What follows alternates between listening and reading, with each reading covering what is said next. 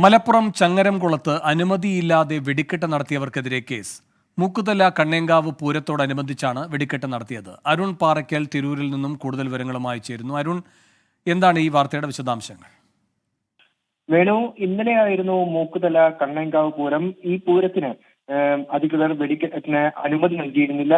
3 ദേശങ്ങളാണ് പ്രധാനമായും വെടിക്കെട്ട് നടത്തിയത്. ഈ 3 ദേശങ്ങളിലുള്ള ഓരോരുത്തർക്കെതിരെയും അമ്പല കമ്മിറ്റിയിൽ ഉൾപ്പെട്ട ഒരാൾക്കെതിരെയുമാണ് ഇപ്പോൾ ചങ്ങരംകുളം പോലീസ് കേസെടുത്തിരിക്കുന്നത്. ഇന്ത്യൻ എക്സ്പ്ലോസീവ് ആക്ട് പ്രകാരമാണ് കേസ്.